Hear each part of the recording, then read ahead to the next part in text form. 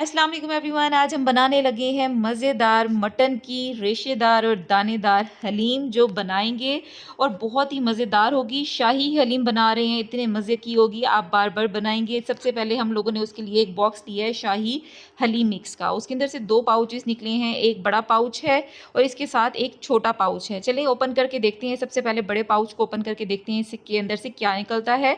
इसके अंदर से निकली हैं दालें।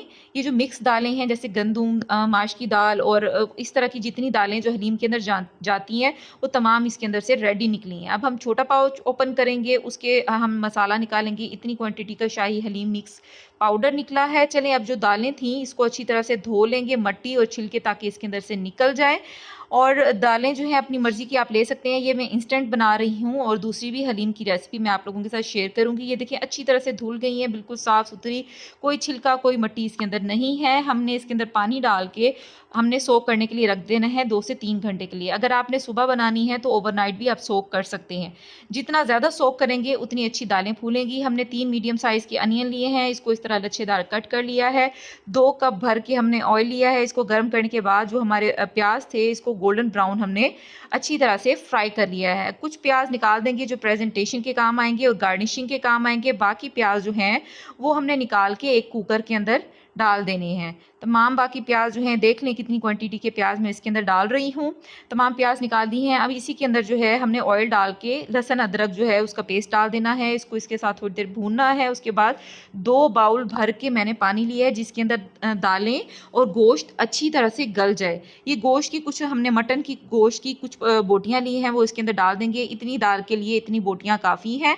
अगर आप चाहें ज़्यादा कम कर सकते हैं। शाही हलीम मिक्स हमने डाला है, दालें डाल दी हैं जो हमारी सोक की हुई थी। इसको हमने थोड़ी देर बॉयल करके उसके बाद हमने कुकर पे प्रेशर के लिए रख देना है जब तक के लिए ये अच्छी तरह से गल जाए। ये देखें गार्निशिंग की और प्रेजेंटेशन की हमारी तैयारी भी हो गई है। प्लेट साइड पे रेडी कर रखी है।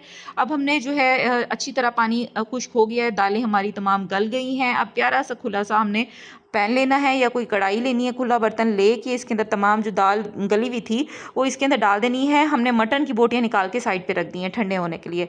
इसके अंदर से 2 गिलास और पानी डाल के इसको मीडियम टू लो फ्लेम पे पकने के लिए रख देना है। जितनी दालें नरम होंगी उतनी ही अच्छी हलीम तैयार होगी, आपको ज़्यादा मेहनत नहीं करनी पड़ेगी। अब जो बोटियाँ ठंडी करने के लिए रखी थी ये जो देखें अच्छी तरह से गली हुई हैं, इस हद तक हमें गली हुई बोटियाँ चाहिए। इनको हम हाथ से ही रेशेदार कर लेंगे। जितना रेशेदार होगा उतना ही अच्छा बनेगा। वैसे तो ग्राइंड में भी आप कर सकते हैं बट वो टेस्ट नहीं आता फिर। ये देखिए हमारा दालों का पानी खुश्क हो गया है, दालें अच्छी तरह से गल गई हैं। अब हमने जो रेशेदार बोटियाँ रखी हुई थी मटन की वो इसके अंदर हम डालते रहेंगे। फ्लेम हमने ऑन रखनी है, बिल्कुल मीडियम टू लो फ्लेम रखनी है। इसके अंदर तमाम बोटियाँ डालने के बाद इसको अच्छी तरह से मिक्स करेंगे। तकरीबन 2 से 3 मिनट के लिए इसको पकाएंगे। उसके बाद हमने क्या करना है, घोटा लगाना है। इसको अच्छी तरह से मिक्स करने के बाद कोई भी मर्द हजरात को कहें अगर आप चाहें ग्राइंडर में ग्राइंड करना तो आप ग्राइंडर में भी ग्राइंड कर सकते हैं, बट जो हाथ से घोटा लगाया जाएगा वो और भी ज़्यादा अच्छी बनेगी। ये देखिए हमारी मज़ेदार किस्म की शाही हलीम हो गई है रेडी। हमने इसको थोड़ा सा दानेदार रखा है क्योंकि हमें इसी तरह की हलीम पसंद है। मैं इंशाल्लाह आप लोगों के साथ और भी मज़े मज़े की रेसिपीज़ शेयर करती रहूँगी। अगर आपको मेरी वीडियो अच्छी लगे तो मेरे चैनल को लाइक, शेयर और सब्सक्राइब लाजमी किया करें और कमेंट बॉक्स में बताया करें अगर आपको हमारी बताई हुई रेसिपी समझ आ रही है या पसंद आ रही है या आपको कोई और रेसिपी जाननी है तो कमेंट बॉक्स में लाजमी बताया करें। यह आप लोगों की तरफ से प्यार होता है और इनकरेजमेंट होती है।